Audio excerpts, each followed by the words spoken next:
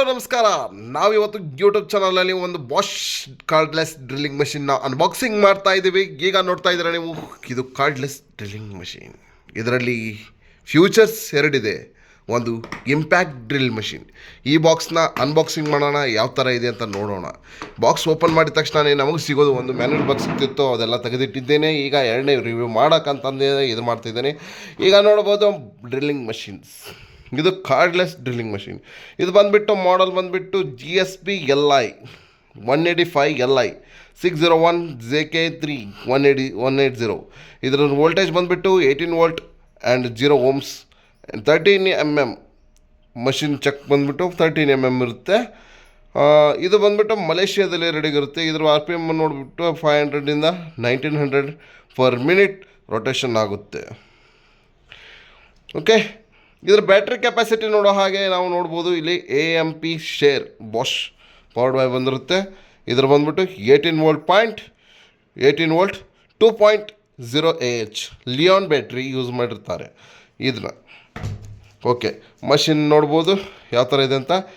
Forward ರಿವರ್ಡ್ ಇದೆ. Main important impact drill. ಇದು 2 ಅನ್ನೋದು ಯಾವುದೇ ಇರುತ್ತಲ್ಲ, ಇಂಪ್ಯಾಕ್ಟ್ ಡ್ರಿಲ್ ಮಷಿನ್ ಆಗಿರುತ್ತೆ. ಇಂಪ್ಯಾಕ್ಟ್ ಡ್ರಿಲ್ ಅಂದರೆ ಎದಕ್ಕೆ ಯೂಸ್ ಮಾಡ್ತಾರೆ ಅಂದರೆ ಹೋಲಲ್ಲಿ ಡ್ರಿಲ್ ಮಾಡೋಕ್ಕೆ. ಇಂಪ್ಯಾಕ್ಟ್ ಡ್ರಿಲ್ ಯೂಸ್ ಮಾಡ್ತಾರೆ. ಸ್ಕ್ರೂ ಫಿಟ್ಟಿಂಗಿಗೋಸ್ಕರ ಇದನ್ನು ನಾರ್ಮಲ್ ಮೂಡ್ ಯೂಸ್ ಮಾಡ್ತಾರೆ. ಇದು ನಾರ್ಮಲ್ ಮೂಡ್ ಸೌಂಡ್ ನೋಡ್ಬೋದು.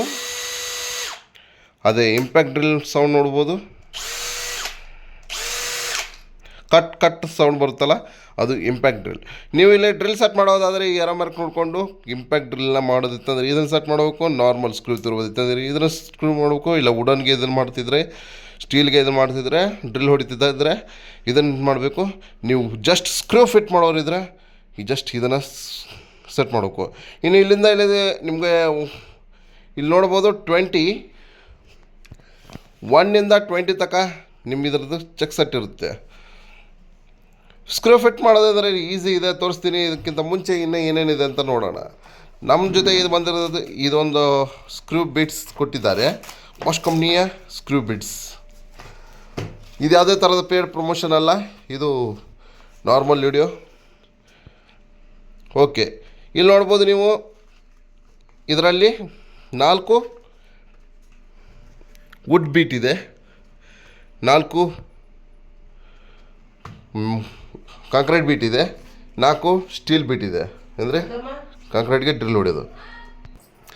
ಇಲ್ಲಿ ನೋಡ್ಬೋದು 4 mm ಹಿಡಿದು ಇದು 8 mm ತನಕ ಇದರದ್ದು ಬೀಟ್ ಇರುತ್ತೆ. ಸೇಮ್ 4 mm 8, 4 mm 8, 4 mm 8 ಇವೆಲ್ಲ ಬೀಟ್ಸ್ ಇರುತ್ತೆ. ಓಕೆ, ಇದನ್ನು ಬಿಟ್ಟು ಮತ್ತೆ ನೋಡ್ಬೋದಾದರೆ ನಾವು ಸ್ಕ್ರೂ ಫಿಟ್ ಮಾಡೋಕ್ಕಂತಂದು ಸ್ಕ್ರೂನ ಪಾಚ್ ಇದರಲ್ಲೇ ಇದೆ. ಇದರಲ್ಲಿ ಬಂದಿರೋದು ಚಲೋ ಕ್ವಾಲಿಟಿ ಅಂತ ಹೇಳಿಬಿಟ್ಟು ಇದು ಮಷಿನ್ನ ಆರ್ಡ್ರ್ ಕೊಟ್ಟಿದ್ದೆ. ಓಕೆ, ಇಲ್ಲಿ ನೋಡ್ಬೋದು ನೀವು ಇದರ ಬೀಟ್.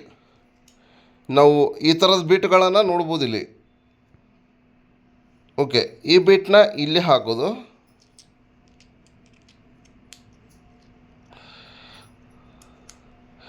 ಇಲ್ಲಿ ಹಾಕಿದ್ರಿ, ಇದನ್ನು ತಗೊಂಡು ಇದರೊಳಗೆ ಹಾಕಬೇಕು. ಇದನ್ನು ಹಾಕೋಕ್ಕಿಂತ ಮುಂಚೆ ಇದನ್ನು ಫಾರ್ವರ್ಡ್ ರಿವರ್ಡ್ ಮಾಡಿಕೊಂಡು ಇದನ್ನು ಚೆಕ್ಸಸ್ನ ಲೂಸ್ ಮಾಡ್ಕೋಬೇಕು. ಓಕೆ, ಈಗ ಇದು ಫಿಟ್ ಆಗಿದೆಯಲ್ಲ, ಫಿಟ್ ಆಗಬೇಕು.